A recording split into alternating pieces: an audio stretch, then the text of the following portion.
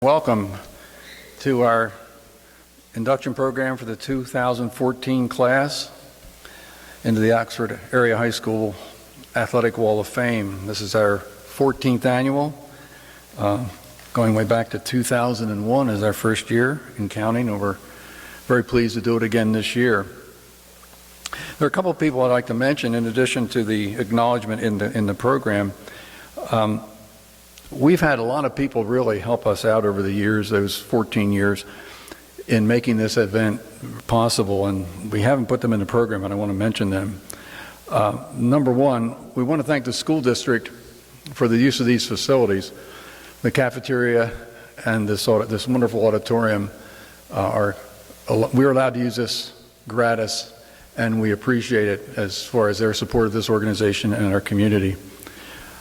We'd also like to thank Art Salata, who is the school district's director of publicity. He is taking care of all kinds of publicity for us. This will be on channel 68 for those of you living in the area, and also we will have a DVD for each one of our inductees. Art's been doing this for over 10 years, and we appreciate his work. And I think Jim Gordon's been with us since the beginning, if I'm not mistaken. Jim is a photographer. He also does photography for us, and we appreciate his work. And lastly, I'd like to thank Becky Mazaris in particular for tonight.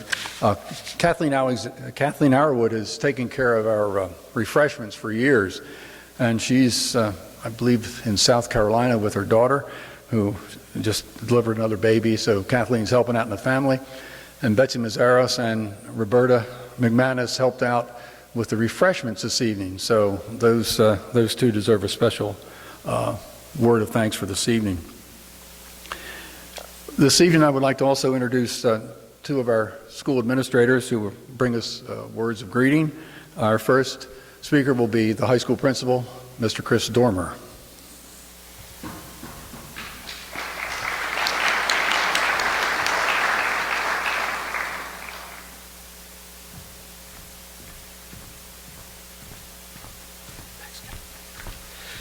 Good evening, everyone, and welcome to the Oxford Area High School. For our proud alumni, welcome home. This evening, we are inducting 6 members into our Athletic Wall of Fame. And to me, this is very special to take a few moments, or a little bit longer than a few moments, to recognize our alumni. Because at the end of the day, a lot of ways that schools get measured is what our students go on to. We spend 4 years preparing them, giving them a good education, giving them the opportunity to grow through extracurriculars. But to me, measure of education is what each individual does with it when they leave our hallowed hallways.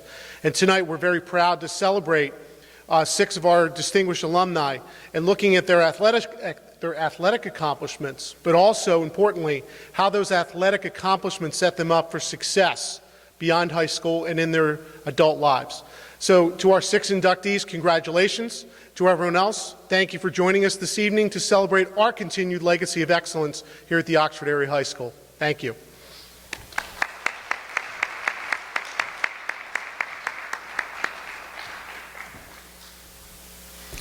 Next, I'd like to welcome to the podium our superintendent of the schools, Mr. David Woods.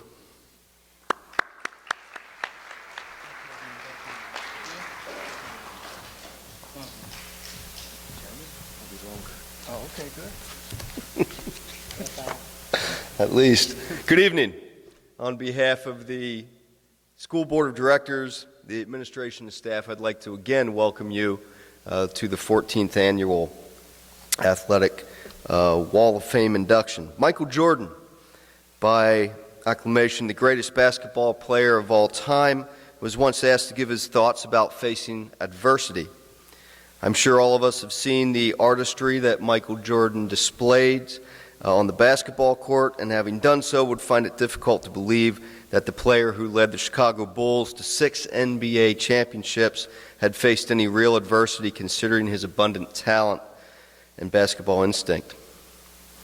But of course, like any other athlete, Jordan did face his share of adversity throughout his career. During his sophomore year in high school, he was cut from the varsity basketball team. As a freshman at the University of North Carolina, he quickly realized he was just one of about a dozen nationally ranked players and had to wait patiently for playing time. After winning a national championship, 2 first-team All-American selections, and the National Player of the Year award, he was still just the 3rd overall pick in the '84 NBA draft. After being named Rookie of the Year, he missed 64 games in his second season with a broken foot, and before that run of 6 championship seasons, there was just as many seasons which ended with the Bulls eliminated from the playoffs. And why do I talk about adversity prior to inducting 6 successful alumni into the Athletic Wall of Fame? This is why. It's my belief that all of us have to deal with adversity.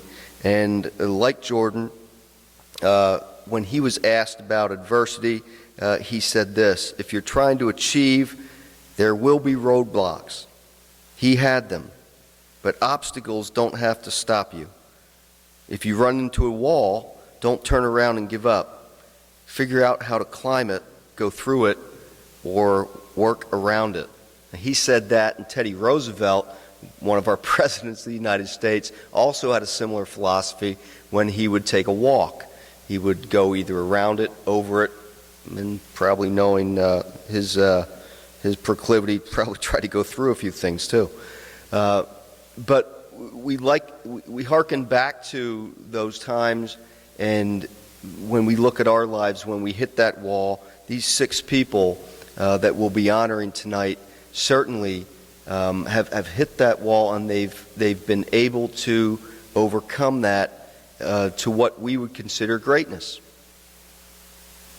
bringing them into our Wall of Fame. Tonight we rightfully celebrate the successes, victories, trophies, and honor our alumni brought to the Oxford area high school, but we should also acknowledge the adversity that each honoree surely experienced on their journey to this ceremony, whether on or off the field, the high school, college, or thereafter. Their will and ability to overcome that adversity should be equally celebrated. Congratulations to the newest members of the Sports Wall of Fame. May each of you continue to honorably represent the maroon and white of the Oxford area high school. Thank you.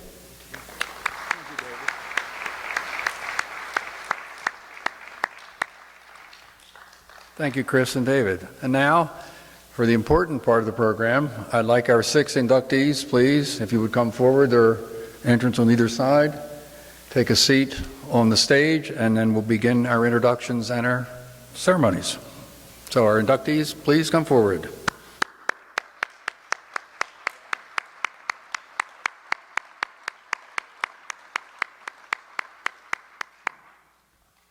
Anywhere.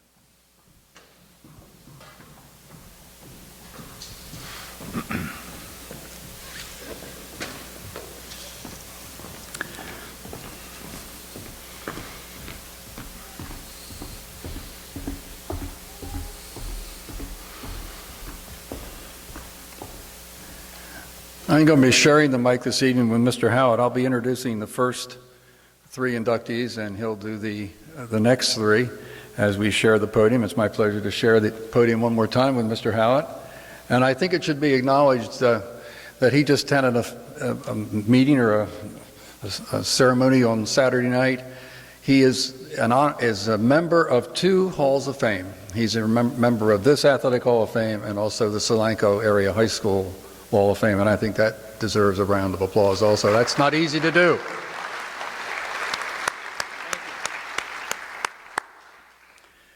And also, before we begin, you may notice in the handout that we reference a thing called the SCCL. Now, many of you may not know what that is because it no longer exists, but it is there are so many fond memories of our years in the SCCL, the Southern Chester County League, that we didn't write it out, we just put it that way because for some of us this age, it's a little bit of nostalgia. So just to explain, you new folks, that's what that is. Used to be our league. First inductee, Julie Orner Donnell.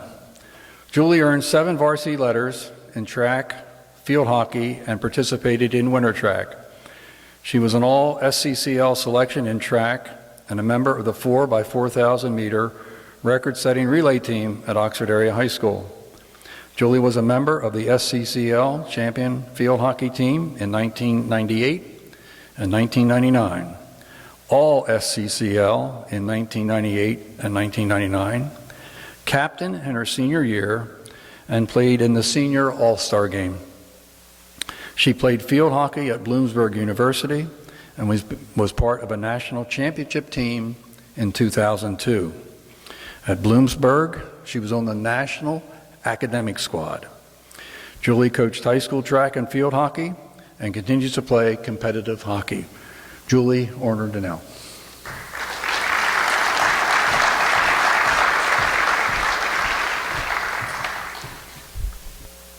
Things. One, I'm glad I'm going first.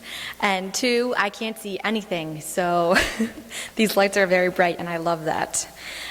Good evening. I'm honored to be here tonight and very humbled to be receiving this award. I want to congratulate my fellow inductees and I'm honored to be standing here with you tonight.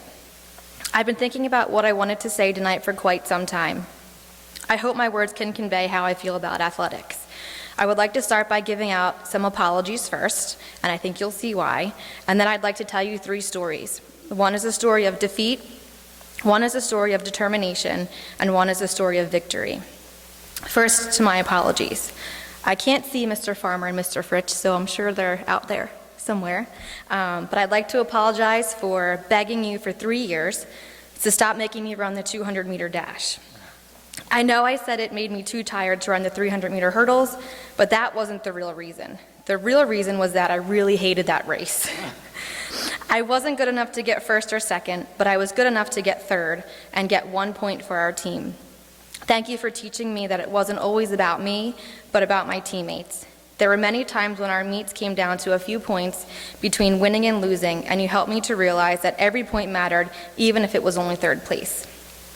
To all of my field hockey coaches, I'd like to apologize for goofing off at practice. I didn't always take practice as seriously as I could have, but it was just so much fun not to.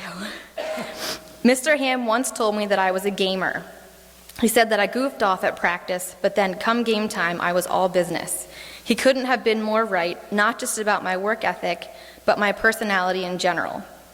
I think it's safe to say that I am still a gamer, but I've learned how to focus during the practice times of my life.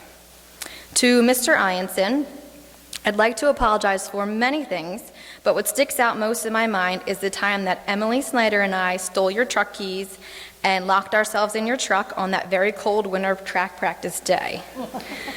We stayed in there for about 15 minutes and refused to get out. I'm sorry that we did that, but more importantly, I'm sorry that we made you stand out in the cold by yourself. In college, I continued with my prank playing, which included moving my coach's car to different places so that she couldn't find where she parked it, kidnapping her dog and watching while she looked for him, filling up buckets of ice, leaning them on her hotel room door, and knocking and then running away so that when she opened it, the ice fell everywhere. And the list goes on and on. The point of my apologies is this. As a coach myself, I have been teased by my athletes, held down and beaten with hockey sticks, and chased across 3 athletic fields only to be covered head to toe in shaving cream. I think it's safe to say that karma got the best of me and I truly deserved it. My first story is about defeat. It was junior year in high school and the first time ever that I know of that an Oxford field hockey team made it to states. We were a team that had played together since our intramural league before middle school. We had placed 3rd in districts that year, which led us to our very first state game. We drew the team from Ole Valley High School. We knew nothing about them. In fact, we had never even heard of them. I remember getting to their field and being more nervous about a game than I had ever been before. We had the most fans there than we had ever had before as well. The game started out, and we quickly realized that we had our work cut out for us. They were an awesome team. I don't remember much from that game other than frustration. We had not played a game the entire season where we just couldn't score. I remember getting 1 breakaway only to be taken out by the goalie and losing the ball. We lost that game 3-0. As heartbroken as we were to see our season come to an end, I don't think any one of us was disappointed in our play. We had lost to a team that was better than us, and I can't think of a better way to lose. This game taught me how to lose with dignity.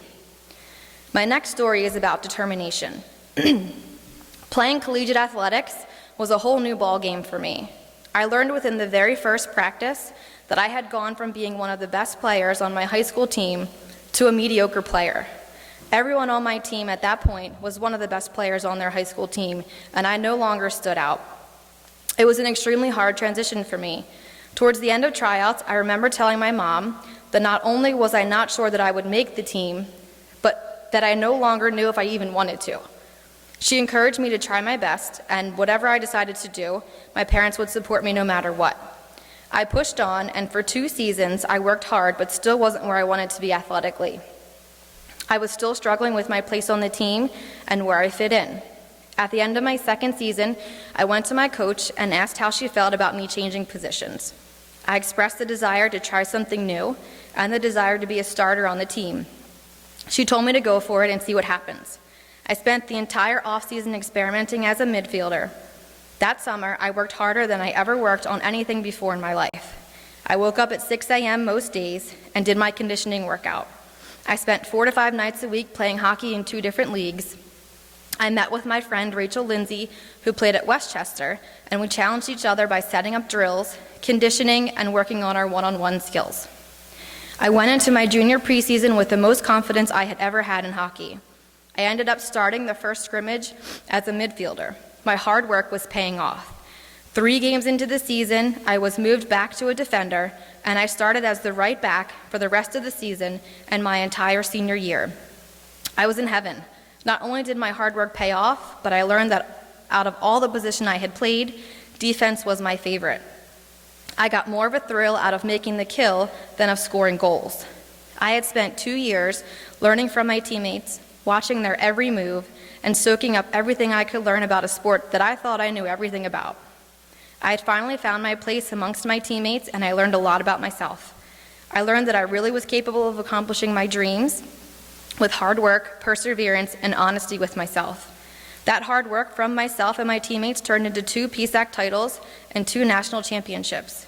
Winning those made every sprint, every practice, and every drill worth it.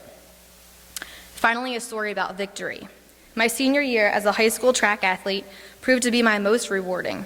When it comes to track, I always said that if I wasn't hurdling over something, I would never have gone out for the team. You see, I actually hate running. This is very true. Hurdling made it way less boring. It was the encouragement from Mr. Ianson that I tried hurdles and immediately fell in love with them.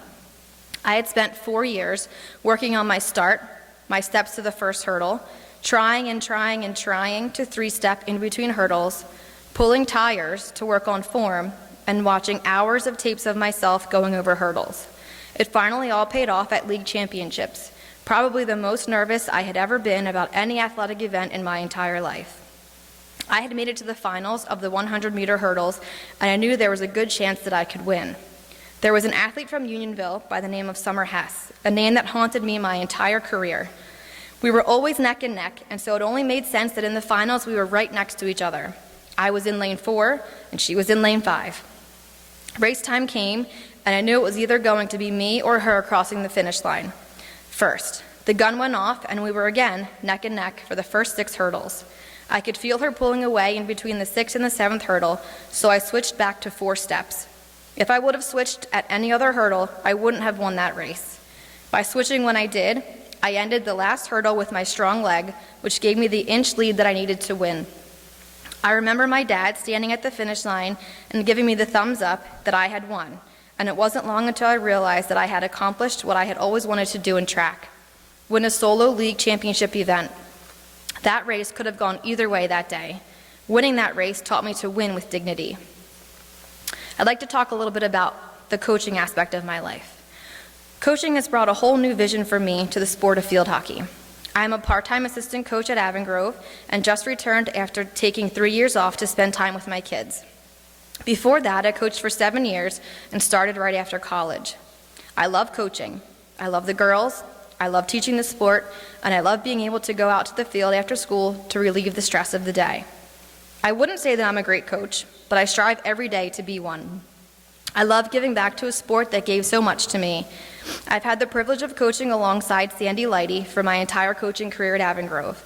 She is one of the reasons that I continue to coach. I love watching her and learning from her each and every day. I want to thank her for giving me a spot on her coaching staff, for showing me each day how to be better, and for asking me 11 years ago to play on her old lady team, which we continue to play on today. I've had plenty of great coaches in my career, but to actually be one is a different story. It's way more challenging than I thought, and I truly appreciate the time that they gave up with their families to spend with my teammates and I. On a side note, today Avon Grove played their first round of districts against Methacton, a team that we played my junior year in our quest for states. I'm so proud of them and the work that they have done to make it this far in their season, and I'm happy to say that they won today in overtime on a corner. The score is 1-0. I'd like to give out a few thank yous today. This evening I wanted to make sure that I said thank you to many people who coached me, cheered me on, supported me, and helped me to become a better athlete and person. To my field hockey coaches, thank you for teaching me the sport of field hockey. Thank you for the countless hours you worked on making me a better athlete, and thank you for helping me to fall in love with a sport that I continue to play today. Field hockey has always been the place where I feel most at peace. It's the place I go to relieve stress. No one knows this, but whenever I was stressed out or worried about something, I would get my stick and a bag of balls and go to the hockey field. Sometimes I would hit around, sometimes I would set up cones and do drills, but sometimes I would just lay in the middle of the field looking up at the sky. I would just daydream, and I always left the field feeling better. To my coaches, thank you for giving me a place where I feel most comfortable. To my track coaches, thank you for convincing me to run track. Thank you for your never-ending confidence in my ability to perform and my ability to excel. Track was not something that I had planned on doing upon entering high school.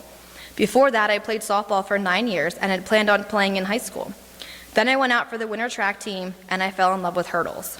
I saw that it was something that I could be successful in doing. My dad, of course, encouraged me to participate because he was also a track athlete in high school. I'm so glad I listened to his advice because the lessons I learned and the friendships I made still last today. A coach once told me that being nervous meant you're ready to compete. I wish I would have figured this out sooner because I would have saved myself a lot of anxiety before track meets. To Mr. Ianson, thank you for so many things, many more than I can say tonight. Mr. Ianson not only coached me, but he coached both of my brothers. My family holds a special place for him in our hearts. He has spent countless hours with each of us, bettering us as athletes. He didn't just teach us about track, specifically hurdles and pole vault, but about life. He dedicated his time after practice and on the weekends. He made us watch countless videos of ourselves competing so that we could analyze what we did well as what we needed to work on. He was always there for help when needed, and he was always a phone call away. I had the privilege of coaching with Mr. Ianson at Avon Grove for 4 years. And I still have a hard time calling him Paul. Funny story about Paul, we were on our way home from a Saturday track meet, and we're sitting next to each other on the bus. We were tired, cold, and most likely wet from the rain. He turned to me and said, "You know, Joel, I could really use a Yingling right about now." I laughed so hard, and I knew that we had crossed that line from coach and athlete to friends. My family and I can't thank him enough for his time, wisdom, and friendship. To my college coach, Jan Hutchinson, thank you for being such a role model as a coach. As a coach now, I constantly try to embody what she was for me as a coach. She was a silent leader with high expectations who showed us that every day she believed in us more than we believed in ourselves. What mattered most to me in college was not letting my teammates down. It was not letting myself down. It was not letting her down. I hope I made her proud. To my friends who watched me play and cheered me on during my career, thank you for traveling to see me. Thank you for understanding when I couldn't hang out because I was practicing, and thank you for being my constant supporters. I love you, and I'm so thankful for having you in my life. To my teammates, both past and present, thank you for making sports fun. Thank you for helping me to feel confident, and thank you for being my second family. The experiences I have had with my teammates are irreplaceable and something that I will hold with me forever. To my family, thank you for more than I can say. Thank you for being my cheering section, for playing hockey with me in the yard, for setting up hurdles in the kitchen so we could practice, for giving up your time so that I could compete, for traveling hours to watch me play, and the list goes on and on. In high school, my mom never missed a sporting event that we were competing in, ever. She also made sure that we never missed a practice. Her dedication to sports was instilled in us each and every day. I think she was actually more competitive than all of us, but no one ever knew it because she kept it to herself. In college, my family did not miss a game my entire junior and senior year, except if it was a weeknight game. Traveling 2.5 hours to a home game and sometimes further for an away game was so much appreciated and meant the world to me. Hearing my dad's voice on the sideline always made me feel good, and it made me work harder. To each of you, thank you for your constant support, encouragement, honesty, and love. I couldn't ask for a better family. And finally, to Adam, Charlotte, and Nathan, thank you for encouraging me to continue to compete in my old lady league. I hope my children find their passion in life, and somehow sports plays a part in that. Adam, thank you for being you. Thank you for encouraging me to play and coach so that I can continue to grow as a person. You have no idea how much it means to me to know that you love and support something that has brought me so much joy. I wanted to end this evening by reading my all-time favorite quote. It sums up how I feel about athletics and what I played for and continue to play for today. It says, "Do you remember why you play? Or has it been too long? Is it because you've worked so hard, or is it because you love being part of a team? Is it because you love the roar of the crowd or the anxiety before the game? Is it because you don't want to let everyone down or yourself? Is it because you love the sound of the perfect hit, or because you'd rather be on the field than anywhere else in the world? Somewhere behind the athlete you've become, and the long hours of practice, and the coaches who pushed you, and the teammates who believed in you, and the fans who cheered for you, is the little girl who first picked up a stick, who fell in love with the game, and never looked back. Play for her." Thank you. You're going to get a plaque here. You're going to get a plaque here.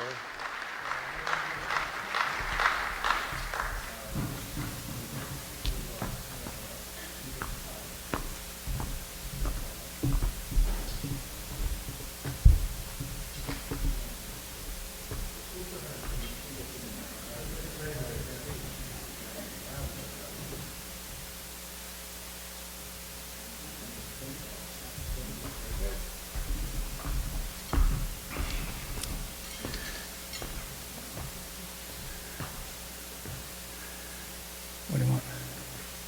This was left in the cafeteria. Nice jacket. I might keep it. Yeah, if anybody wants to claim that jacket afterward, that's right up here. Our next inductee is George Buddy Cochran. In high school, Buddy played 1 year of JV baseball, 3 years each of varsity baseball, soccer, and basketball. In 1949, the soccer and basketball teams were SCCL champions. In his senior year, he was captain of the basketball team and best male athlete. He is a charter member of the Oxford Athletic Association and played both slow and fast-pitch softball for many years. He was employed by the Philadelphia Electric Company for 37 years. Buddy Cochran.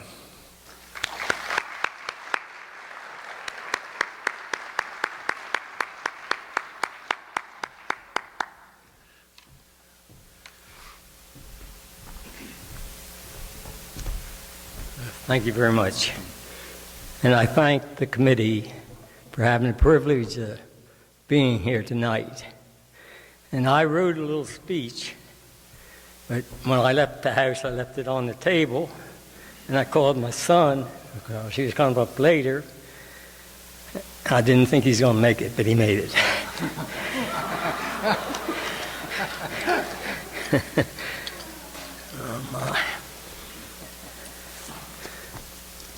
I would like to thank you very much. Buddy, here you go. Buddy,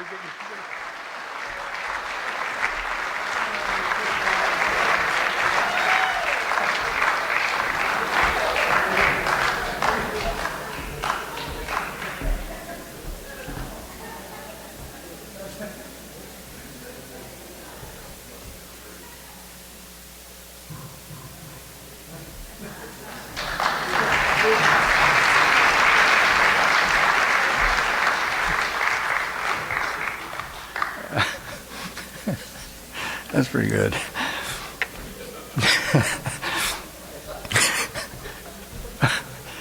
Oh, well.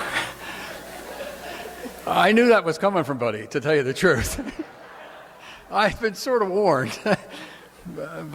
Well, okay. David Hans, our next nominee, an inductee. David played varsity football, baseball, and basketball for Oxford Area High School, during which he earned 7 varsity letters. In 1980, he received the Coach's Award and was the Athlete of the Year. He was co-captain of the 1980 SCCL Baseball Championship team, was SCCL MVP, and was first-team All-League selection. At Oxford Area High School, David passed for 253 yards in one football game and hit .432 in one year in baseball. David played college baseball at Cecil Community College and Division I Towson University. He participated in Major League Baseball tryouts and was a professional baseball executive for the Phillies and for the White Sox, both of whom won World Series after his tenure. Dave is currently in corporate purchasing for Ferguson Industries. Dave Hans.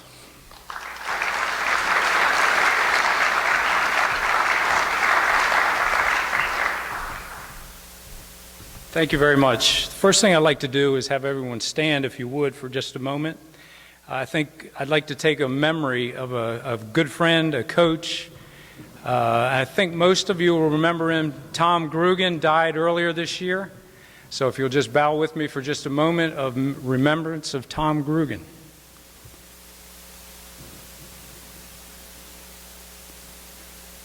Thank you very much. You may be seated and get comfortable. I have a lot of memories here. I don't have any writing, no script, but I have a lot to tell you. I'm a proud Hornet. You better believe that. I was born in the Hornet's Nest, right across the street from the old high school.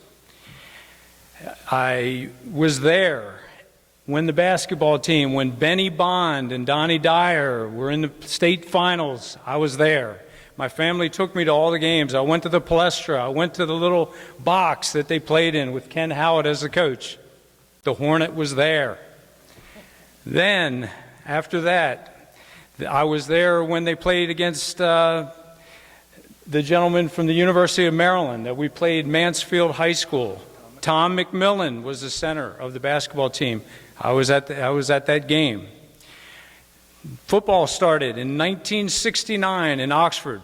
My brother was on the first Oxford football team. I went to every Oxford football game, home and away, from 1969 to 1980. I was at every football game. I'm a Hornet. I was there when Chucky Peterson was scoring touchdowns for the football team. Then we go to baseball. I was there when we won the Southern Chester County League SCCL Championship in 1980 when Tom Patrick pitched a complete game win. Scott Fowler got the game-winning hit. They're both here tonight. That's to be a proud Hornet when your friends show up for you. I wasn't much of a wrestling fan, but I got my locker in football was next to Bernie Hostetter. We got to be best friends, so I got to be a wrestling fan. I went to all the home wrestling meets. Bernie Hostetter was 32-1.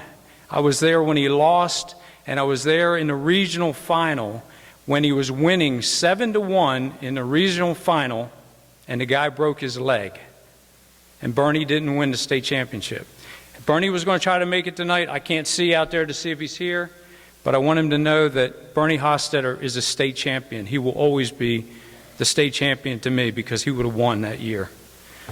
I was there when Dan Kilby was everything in soccer and basketball and football. I remember all those games. I was there when Sherry Jackson was winning tennis matches, her sister Beth, Janine Collins, a great athlete. I was there when all these ladies were playing all these great sports. So I remember all this. I want to give you a few of my highlights. I played football. I know I don't look like a football player, but I really did, honest. I played football. In my sophomore year, we were playing a game against Swarthmore High School, and we were losing 7-6. And we just started the second half, and Barry Hostetter, who was probably the best football player that I ever played against and played with, got hurt. He broke his wrist. And I remember Tom Grugan said, "Hans, you're in there." And I was about as nervous as I am right now at that point. So I went into the game. I actually rushed for 81 yards in the second half and scored the winning touchdown with 1 minute to go, and the guys carried me off the field. And that's when my career started as a Hornet. My next football game was my senior year. They turned me into a quarterback, and I remember going to Harriton High School. Beautiful school. We got there, and I was feeling it that day. I was a quarterback, and I was like, we're going to win this game. I'm feeling good.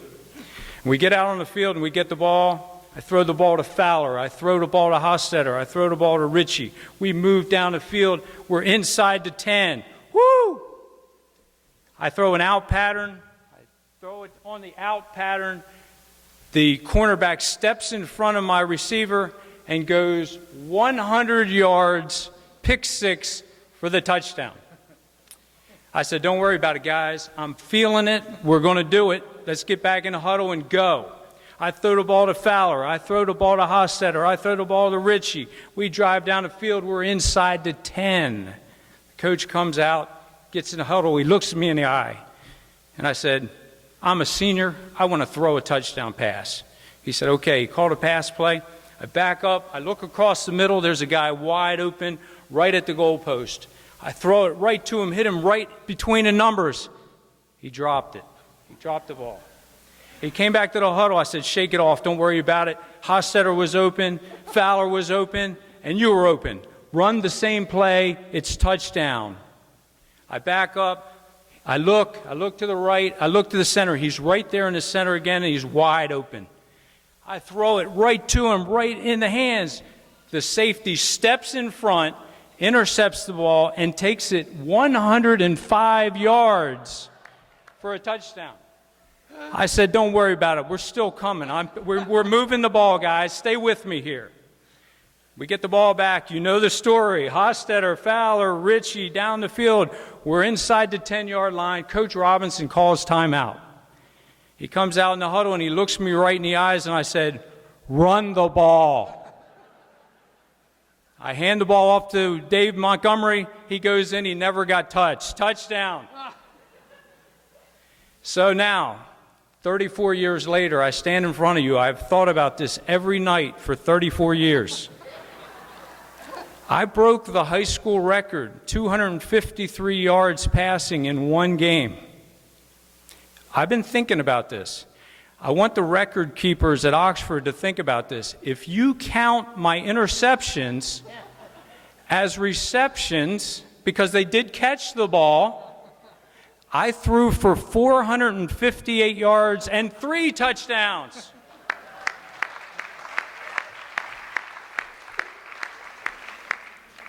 Now we'll go to baseball. My big game was the Southern Chester County League Championship. We had to play Kennett at Unionville High School. It had to be at a neutral site. Both teams were even. I think we were 9-3 each. Coach Frampton was there. Tom Patrick was the pitcher. He's pitching a great game. Scores 3-3 in the bottom of the 7th inning. We're right in there, and we have to win this to move on. And I came up to bat. And Dave Lamb was pitching, who's a popular guy for Kennett, and he intentionally walked me for the 3rd time in the game. So I got to first, I stole second, and I got to second base, and I'm standing out there, and Scott Fowler came up to bat. And I remember thinking to myself, I'm going to run the fastest 180 feet in the history of baseball. I am going to score this run no matter what. I'm going to slide into home, and we're going to win this game. And I was thinking, Coach Farmer would be proud of how fast I'm going to go here. They're going to want me on the track team after this. And I took my lead, and I remember Scott Fowler, and I got to tell you this is 34 years ago. Every baseball player in America 34 years ago used an aluminum bat. Scott Fowler used a wood bat. I don't know why he used a wood bat. I remember that. Scott hit a line drive over the second baseman's head, and I was looking, and the second baseman reached up to get it and went right over his glove into right field, and I took off. And I mean, I was spitting and biting and clinching and running as fast as I could, thinking about that world record. And I came to third base, and I was looking right at Coach Frampton, who's here tonight, and his feet were about 3 feet off the ground, and he's going like this, go, go, go. And I hit third base, and I turned for home, and I'm going as fast as I can, and I slid into home, and I popped up, and Coach Frampton was standing right there like this at the end, and I said, he broke the world record. He just broke the 90-foot world record. He beat me from third, and he was already jumping. I don't know how he did that. But we won the championship. Thanks to Scott Fowler, Tom Patrick, Bernie Hofstetter, a great year for us. That's something you never forget as long as you live, to win a championship. If we lost that game, I would have never thought about it. But now I think about it all the time. And my last baseball game was, we went on to the regional final, and it was at Westchester University. And we were getting thumped. I mean, badly. And we were pretty much out of the game at this point. And I remember Coach Frampton came out, and he said, Hans, come on in, you're pitching. Well, I loved to pitch. I wasn't a very good pitcher, but I loved to pitch. So I came out, first guy comes up to bat, he hits a triple in the gap. Okay? Next guy comes up, hits a single. Next guy comes up, hits a double. Next guy comes up, hits a single. Coach Frampton comes out of the dugout. He's walking out. Scott Fowler comes out with him. Scott's standing there. Coach Frampton looks at me, looks me right in the eye. He looks at Scott Fowler and he said, Scott, does Hans not have his good stuff today? And Scott said, I don't know. I haven't caught a pitch yet. I'm a Hornet. I just want to say thank you very much for recognizing me. I don't know if I was a good player, but I love the Hornets. I'm a proud Hornet, and when I come back to this school and see this facility, I'm even more proud. I'd like to thank my family and friends for coming tonight. Tom Patrick's here, who is a member on that baseball team. I love that guy. Scott Fowler drove from Norfolk, Virginia, to be here tonight to see this, taking off work for 2 days. My brother's here. He's a five-time, I'm probably wrong on that, it's probably more, five-time world champion horseshoe player. So if anyone wants to get some skills in horseshoes, my brother's back there, five-time world champion. Diane Moore showed up, a classmate of mine. I got to tell a quick story about her. She went to that championship baseball game. She used to go to our baseball games, and she would take my car and take a bunch of people in it. So she'd get about 8 or 10 people and pile them into my car and go to our games. And my mother told me that no one else was allowed to drive my car.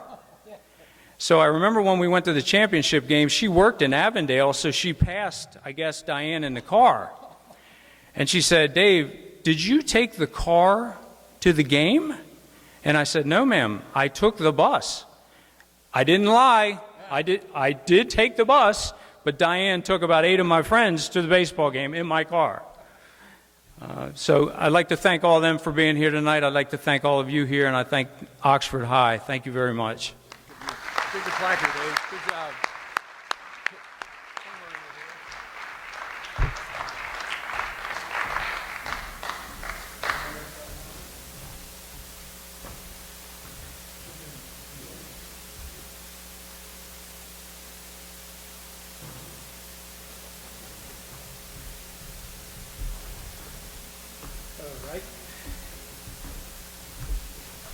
I'll get out of the way for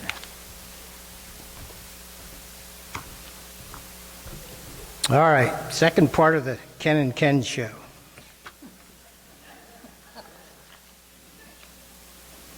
Before I start, could we have all previous Wall of Fame winners out here? Would they stand? Must be some.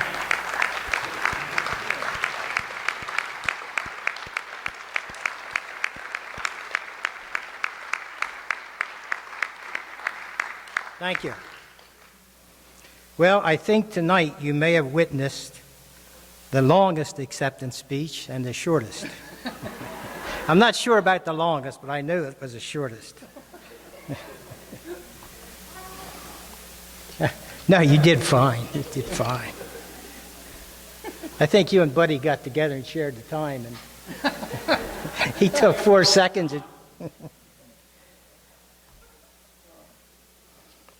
No, that was fine. That was great. All right, our fourth inductee this evening is Sherry Jackson. She will share the honor with her sister Jana. We've had sisters, we've had brothers, we've had father, son, grandfather, granddaughter. I think every mix you can come up with. So it's quite an honor for the Jackson family. Sherry Jackson Griffith. At Oxford Area High School, Sherry earned 10 varsity and 2 JV letters. I got to put my glasses on. Jumps right out at you then. I forget where I was. While playing tennis, she won all these letters playing tennis, baseball, and softball. In tennis, she was the SCCL singles champions in 1982, team captain in 1982, MVP for 81 and 82, participated in districts in 1982 and 1983. Sherry was softball co-captain in 1982 and 1983 and pitched a no-hitter against Avon Grove in 1983. At York College, she played singles in tennis and was selected captain over the years. She has coached and played numerous softball leagues. She didn't mention that I could take her in tennis, but... Sherry Jackson Griffith.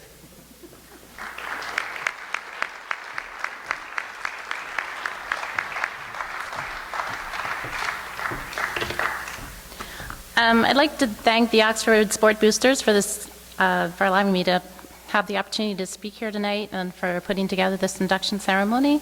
A special thanks to Mrs. McManus and Kathleen Arrowwood and Mr. Woodward and Mr. Howard. Sorry.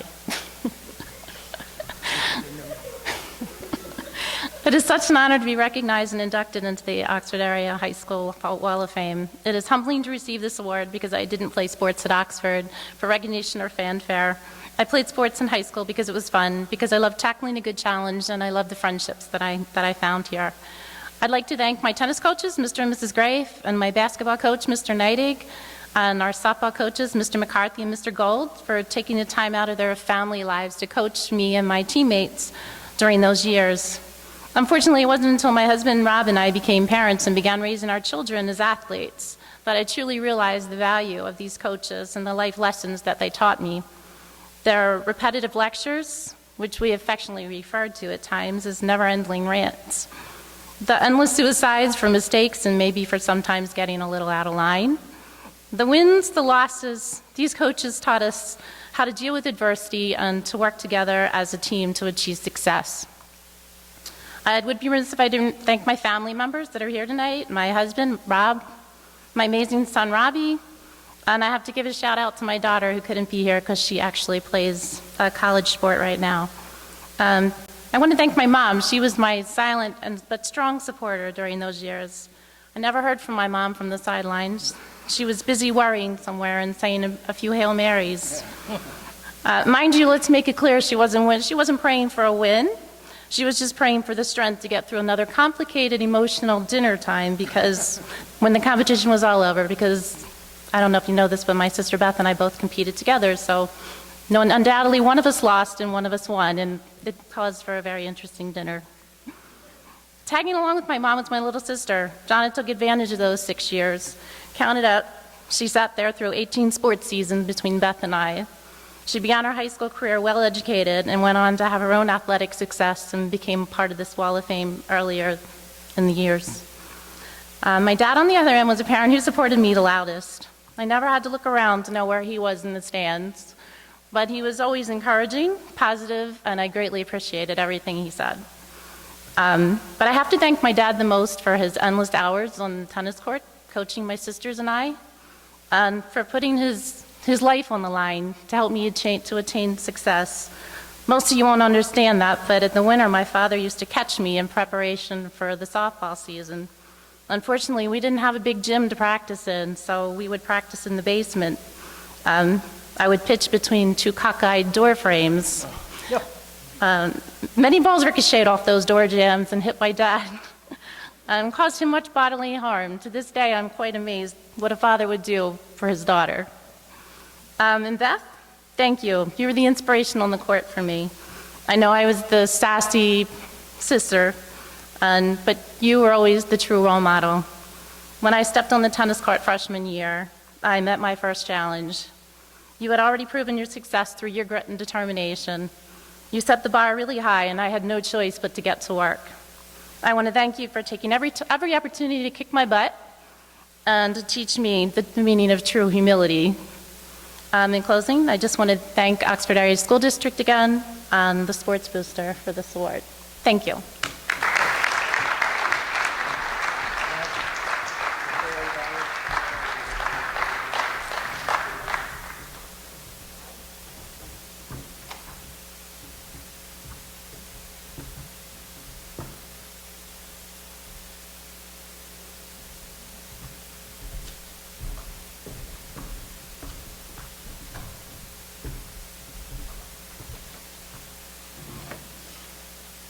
All right, our next inductee is Lisa Rashik Staffus. While at Oxford Area High School, Lisa played varsity basketball, softball, volleyball, and field hockey, earning 11 varsity letters in the process. In her sophomore year, she was the SCCL second team in softball. In her junior year, Lisa was the SCCL first team and the SCCL all-area in volleyball and basketball. She also was named the Philadelphia Inquirer Athlete of the Week for softball. As a senior, she was named first team SCCL, SCC all-area third team in basketball and second team in SCCL and SCC all-area honorable mention in softball. Her career point total in basketball was 1,161. She averaged 20 points and 10 rebounds per game in her career. And just as a point, there's probably only 10 or 11 people in Oxford area basketball history that scored 1,000 points. Lisa?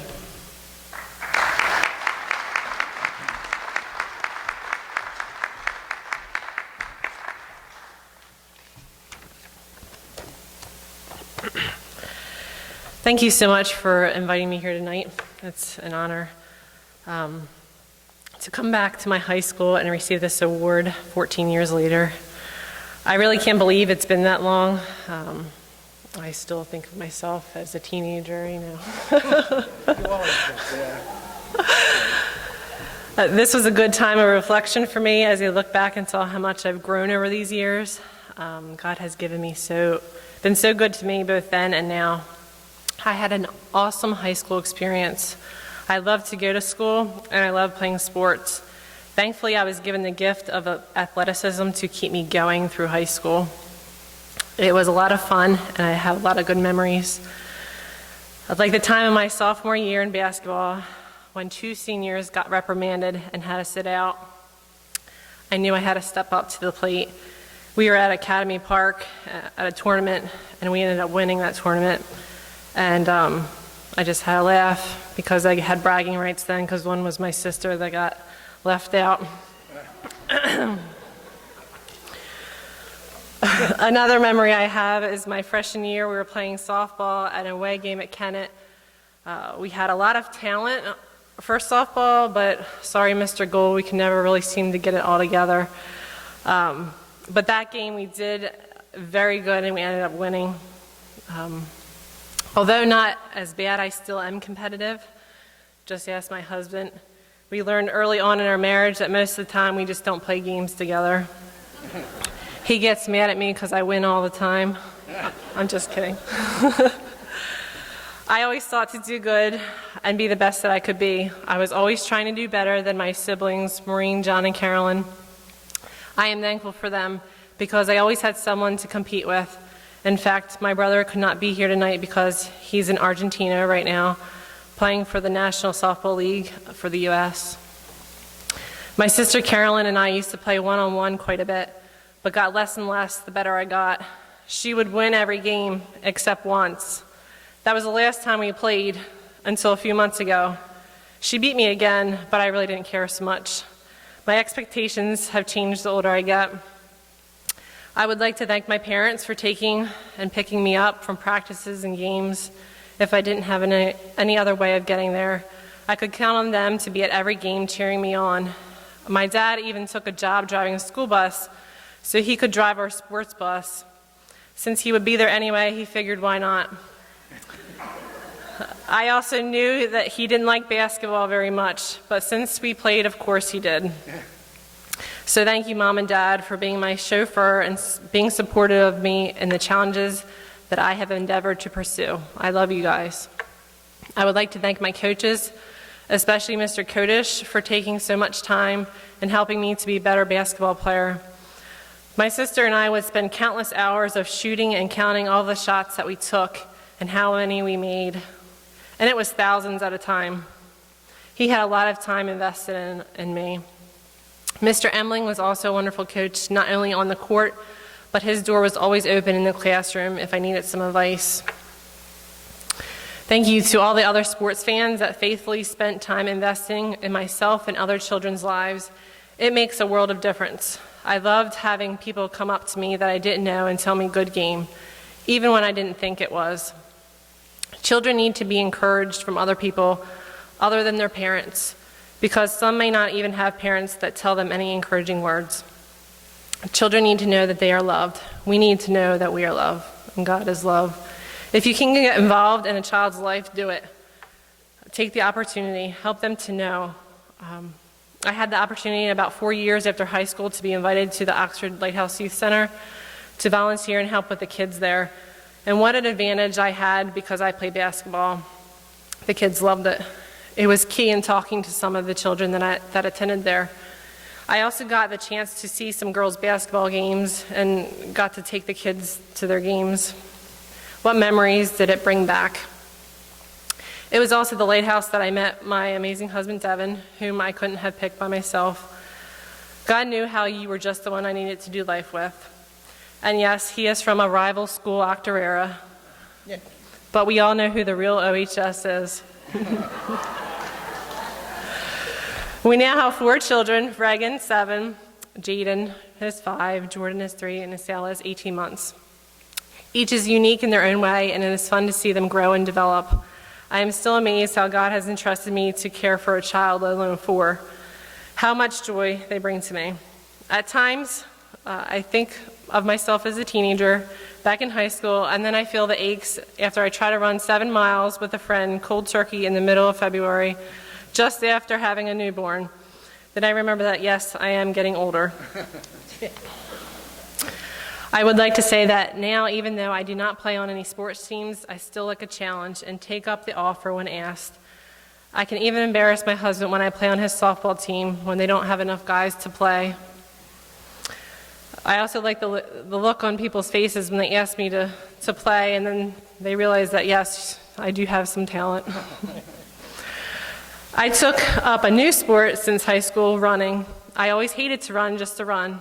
Now I've come to appreciate it because I am running with endurance, the race we call life, looking unto Jesus, the author and finisher of my faith, who suffered and died for me when I didn't deserve it. And it doesn't end there. He lives forever in heaven and invites us to as well. As I used to, and still do at times, strive to be the best that I can be, we all know that we let ourselves down.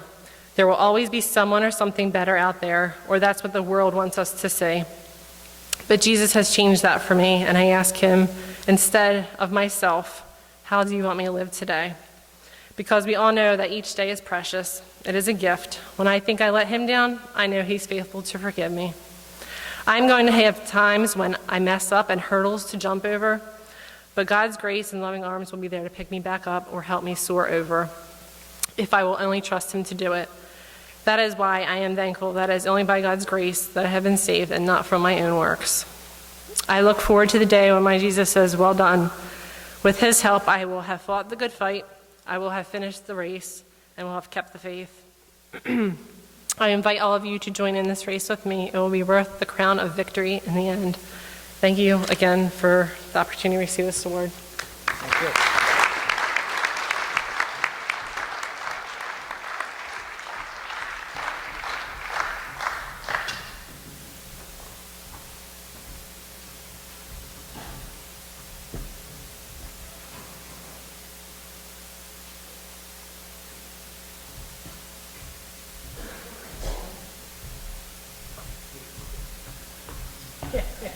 What do we need? Yeah, I get. I've been threatened with bodily harm if I do this. But somebody has a special gift for you. So, and I don't think she'll hit me because I think she's about my 15th cousin. Would you want to bring the flowers wherever you are?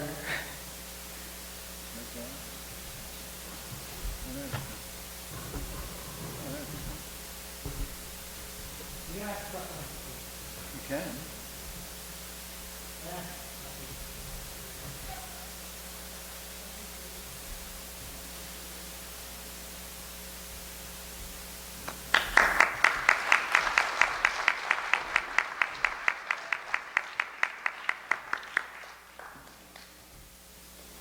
I was told if I made her do that, she was going to get me. Yeah.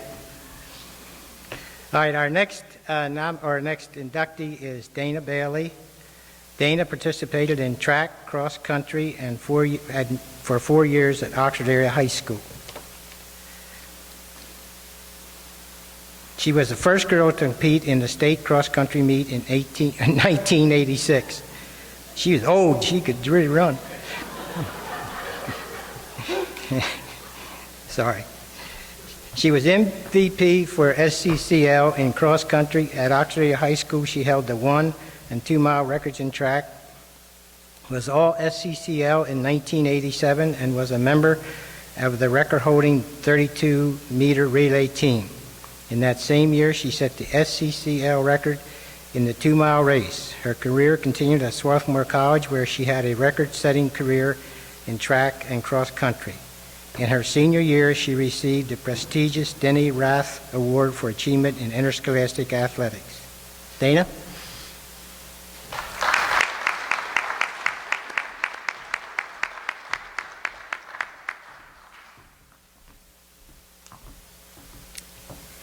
Hello, everyone. First, I'd like to thank the committee for this wonderful honor. And next, I'd like to take this rare opportunity, 27 years after my most recent athletic achievements at Oxford, to thank my coaches, especially Richard Farmer and Joseph Fritsch, for your time, your energy, your focus, and your strong sense of caring. Now that I am an adult, I understand what kind of competition you were up against in that. And now I'm going to tell you all a short story. I know that a lot of you are parents and grandparents, and this could happen to you. In 6th or 7th grade, I had some extra energy to expend. So I began running at night, after dinner, in the basement of my family's home on Scroggie Road. It's a ranch house, so its rectangular shape enabled me to practice on an imaginary oval track. I think my parents were a little baffled. No one in my immediate or extended family had ever run for recreation. They were also subject to the noise of my footfall and its musical accompaniment, Philadelphia's R&B station, Power 99. Also worth mentioning is that my father rose well before sunup to head to his job at hers. So most of the time, this was taking place as he lay in bed. All things considered, the only criticism my parents offered during my basement running phase was, "Could you turn that down a little?" Once my in-house running practice was well underway, my father bet me an ice cream cone that I couldn't run for 2 miles on the road without stopping. His plan was to follow me in his truck, and his motivation was complex. On one hand, he wanted to encourage me, but I also think that he probably wanted to fast-track my graduation to the road so that he could get some rest. For the good of everyone concerned, I passed. So that's the end of my story. But thank you very much for this wonderful honor. And it's just always such a pleasure and really a comfort to run into people that I've grown up with and also grown up under. So thanks very much.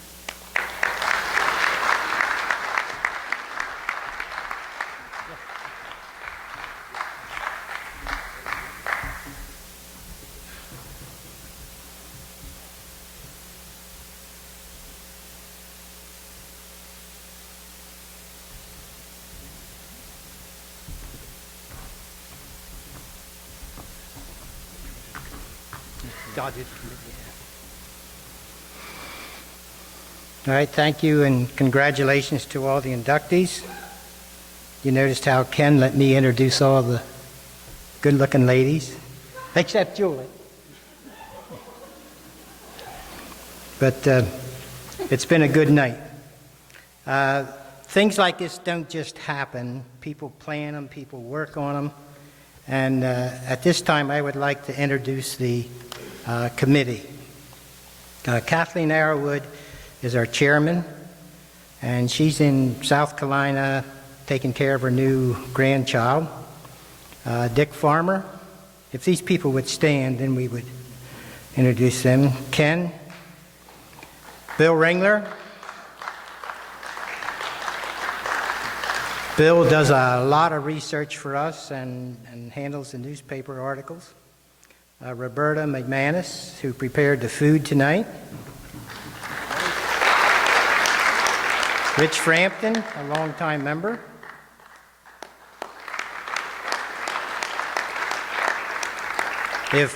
Thank you.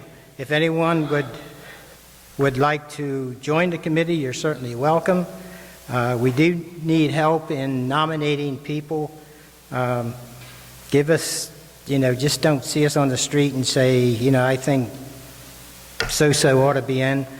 We need a little background, and Bill will research and confirm your information. And we still have a list of 50, probably 50 people that are on a list to be nominated in. So thank you for attending tonight. And yes, would all the nominees stay around, and we need a picture. Thank you for coming.